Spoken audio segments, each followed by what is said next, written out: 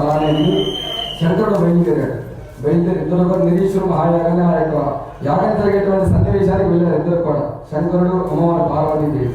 వెళ్ళగానే వాళ్ళు ఏమనుకున్నారు, మీరు శంకరుడు లేకుండానే చేయాలనుకున్నారు నిరీశ్వర మహాయాగం. ఈ శంకరుడు అమ్మవారు ఇద్దరు కూడా వెళ్ళారు కదా. ఆ యాగశాల ప్రవేశం చేయగానే దక్ష ప్రజాపతి అమ్మవారి యొక్క మెడపట్టుకొని బయటికి తిట్టేశాడు. ఎందుకంటే శంకరుడిని తీసుకొచ్చింది కదా, అంటే నిరీశ్వర మహాయాగం చేసేటువంటి శంకరుడు వచ్చిందని చెప్పేసి అమ్మవారు లాగింటే ఇక అమ్మవారి యొక్క అహంభావం దెబ్బతింది. ఆ మహిళల్లో కూడా బ్రహ్మాండ లాంటి కదా అమ్మవారు. మహాలక్ష్మి, మహాకాళి, మహాసరస్వతి యొక్క సమస్త జగమంతటికి కూడా తల్లిదండ్రులైనటువంటి వారు పార్వతీ పరమేశ్వరుడు. అటువంటి ఆవిడని ఆ యొక్క యాగంలో అమ్మవారిని వారి యొక్క తండ్రి గారు దక్ష ప్రజాపతి యాగ ప్రవేశం యజ్ఞశాల ప్రవేశం చేశారని చెప్పేసి అమ్మవారి యొక్క తల పట్టుకుని ఆవిడ బయటకు తింటేశారు. అమ్మవారి యొక్క అహంభావం దెబ్బతింది. ఆ సన్నివేశంలో అమ్మవారు ప్రొటన వేలతో భూమికి కాచి అగ్ని పుట్టింది. అంటే ఆవిడ అప్పటి వరకు కూడా శాంతి స్వరూపుడు. ఎవరు పార్వతీదేవి. అమ్మవారి అహంభావం దెబ్బతింది. దెబ్బతింటే ఏం చేయలేటువంటి పరిస్థితి. ఆ ప్రొటన వేలు భూమికి రాచిగా అమ్మవారి శక్తి దేవతలందరూ అందులో నుంచి పుట్టారు. అందులో నుంచే వీరభద్రుడు భద్రకాలు ఉద్భవించారు. వీరభద్రుడు ఉద్భవించి దక్ష ప్రజాపతి శంకరులైనటువంటి నిరీశ్వర మహాయాగం చేస్తామని చెప్పేసి దక్షుడి శిరస్సు ఖండించి హోమమండలంలో పడేశారు. పడేగా దేవతలందరూ ప్రార్థన చేస్తూ ఉన్నారు.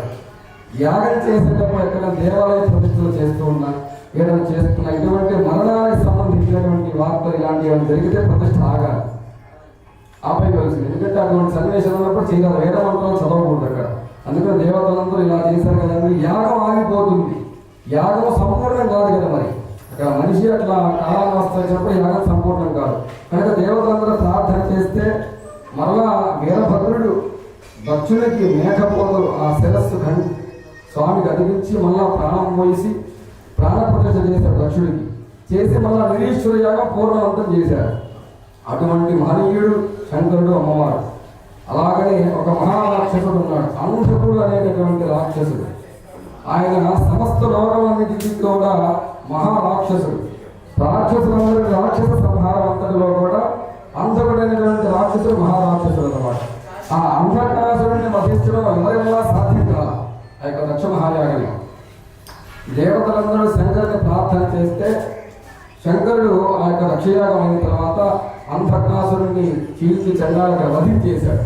ఎందుకంటే ఈ యొక్క రాక్షసుల సంహారం వల్ల దేవతలందరికీ కూడా అక్కడ దేవతాయాగానికి ఇక్కడ నిషిద్ధం అవుతుంది. కనుక అంధకాసుని వధించేశాడు శంకరుడు. ఎడవకాలతో తనేసి వధించాడు. ఇంతే కదా, ఎడవకాలు ఎవరిది శంకరుల్లో చెప్పాలి. స్వామి అర్ధనారీశ్వరుడు అవుతుంది. అప్పుడు ఎడవకాలు ఎవరు అవుతుంది? పార్వతి అవుతుంది. సగభాగం స్వామి, సగభాగం అమ్మవారు ఉంటుంది కదా. ఎడవకాలతో స్వామి తల్లి ఆ అంధకాసుని వధించేశారు.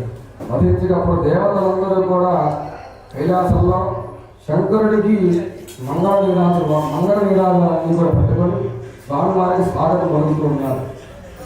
ఆవిడ పార్వతీదేవి అడుగుతుంది, ఏంటి వీళ్ళందరూ మీకు స్వాగతం పలుకుతూ వేదమంత్రాలు వేదోత్తరణ చేస్తూ శివనామస్మరణ చేస్తూ ఉన్నారు, ఏమిటి మహత్యం అడుగుతుంది పార్వతి శంకరుడు.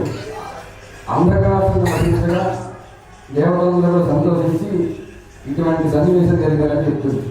ఎలా వధించాలి ఏమిటంటే అప్పుడు చెప్తున్నారు శంకరుడు ఎడమకాలతో జీవితంగా వధించాలి అంటే ఎడమకాలంలో ఎవరిది? పార్వతీదేవి కదా, అమ్మవారు సగభాగం ఆవిడ. అంటే అక్కడ సగభాగం చేసిందంతా అమ్మవారు, కానీ ఫలితం వచ్చిందంతా ఎవరికి? శంకరుడు. అంటే అటువంటి మహాతల్లిని వివాహమాడి అటువంటి మహాసాధ్యుని వివాహమాడితే తానుకున్నటువంటి కీర్తి యశ, ఆ కీర్తి యశస్సంతా ఎవరిలో సమర్పిస్తుంది? తన భర్తకు వర్తిస్తుంది.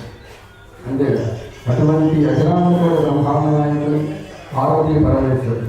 కనుక మనం ఈ రోజున ఈ యొక్క దేవాలయ సన్నిధానంలో మనందరం కూడా కూర్చొని స్వామివారి యొక్క విగ్రహ ప్రతిష్టాపన చేయడం మనందరికీ కూడా భగవద్ అనుగ్రహంగా భావించి మనం ఏది చేస్తున్నా భగవత్ సంబంధమైనటువంటి ఘటన ఏది చేస్తున్నా స్వామివారికి మానసికంగా అర్చన చేయగలగాలి.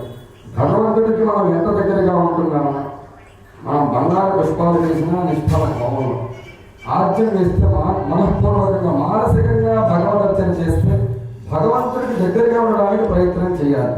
అది ఏ విధంగా అంటే సామాజిక గోపకం కానీ భావనామతి చిత్తవృత్తి సత్యాధిక మోహాస్యామోచం గోవింద దామోదర మాధవి అని నారద భక్తి సూక్తాల్లో నారదుడు చెప్పాడు ఈ యొక్క శ్లోకం.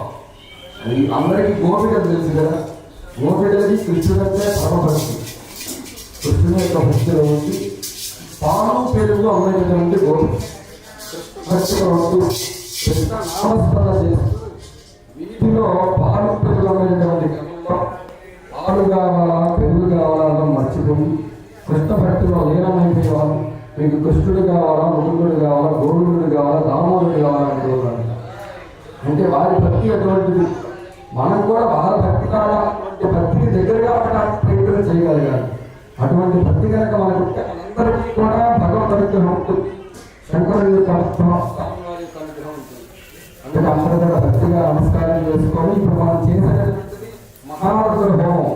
ఈ మహారుద్ర హోమం చేస్తే సంపూర్ణమైన 3 రోజులు యజ్ఞం. అందరూ కూడా భక్తిగా శివనామస్మరణ చేస్తూ మహారుద్ర హోమం అయిన తర్వాత జయ హోమం ఉంటుంది. మన కార్యక్రమానికి కూడా విజయవంతాన్ని అందరికీ భగవద్గీతంగా జయ హోమం. ఆ జయ హోమం మహాపూర్ణాహుతి దర్శనము కుంభాభిషేకం మహారుద్ర హోమం జరుగుతుంది. అందరూ కూడా ఉన్నటువంటి వాళ్ళందరూ కూడా భక్తిగా శివనామస్మరణ చేస్తూ